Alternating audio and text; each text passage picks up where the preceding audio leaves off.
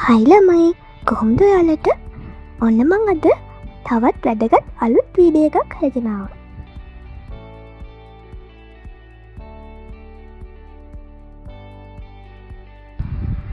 ඔයාලට කොච්චර පාඩම් කරත් මතක හිටින්නේ නැද්ද? බය වෙන්න එපා.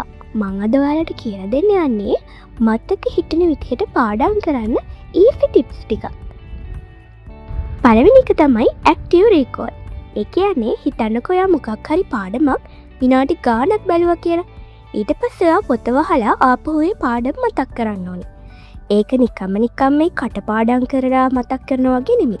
ඔයා පාඩම හොඳට කියවලා ඊට පස්සේ පොත වහලා ඔයා ඒ ඉගෙනගත්ත දේ මොනවද කියලා ඔයා මතක් කරන්න. ඒකේ මොනවද තිබුණේ, මොකක්ද, කොහොමද ඒක වෙන්නේ, ඇයි එහෙම වුනේ වගේ ඔයා පාඩම් කරපු දේ ඔයා හිතින් මතක් කරන්න බලන්න. එතකොට ඔයාගෙන්ම ඔයා ප්‍රශ්න අහලා බලන්න. එතකොට ඔයාට පාඩම හොඳට තේරුම් අරන් මතක හිටින ප්‍රමාණය වැඩි වෙනවා. මේ විදිහට දවස් 2කට පස්සේ ආපහු සතියකට පස්සේ වගේ ඔයා ආයේ පාඩම බලන්න. එතකොට ඔයාට ඒ පාඩම ගොඩාක් හොඳට මතක හිටිනවා. මොකද අපේ මතකයේ එකපාර 100% ගබඩා වෙන්නේ නැහැ. ඒ හින්දා අපි නිතර ඒ පාඩම් මතක් කරන්න ඕනේ. දෙවෙනි එක තමයි චන්කින් කියන්නේ.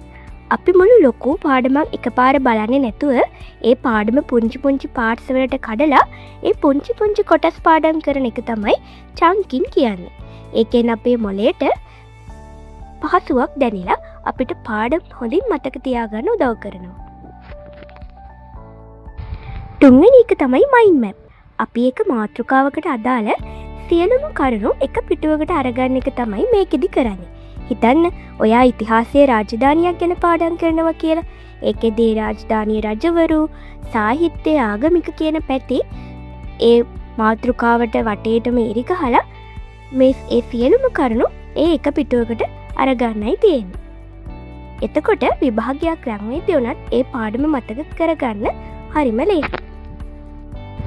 හතරවෙනි එක තමයි word, sentences, poem, story පාවිච්චි කරලා පාඩම් කරන ක්‍රමය.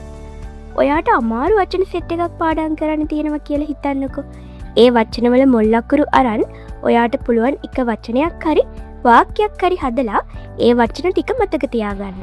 හරියට අර අපි දිශා පාඩම් කරන්නේ උපුල් ඊළඟ රැවෙන් ගිහින් ඇවිත් ධම්මි නිද්ද බලාවරෙන් කියලා.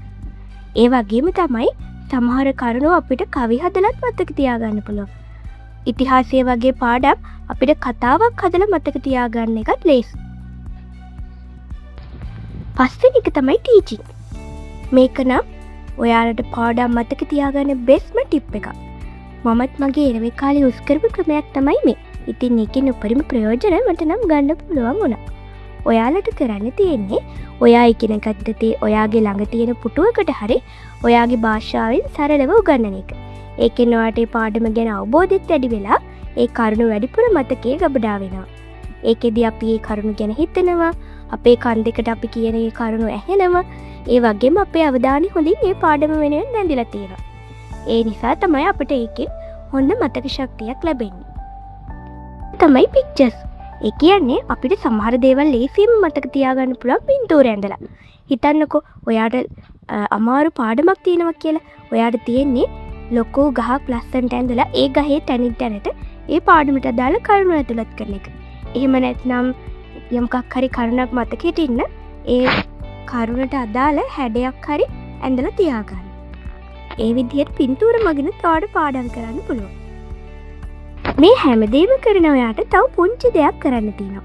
ඔයාගේ මොළයේ මතකයේ සම්බන්ධ වැදගත්ම ක්‍රියාවලිය සිද්ධ වෙන්නේ ඔයා නිදා ගන්න වෙලාවට.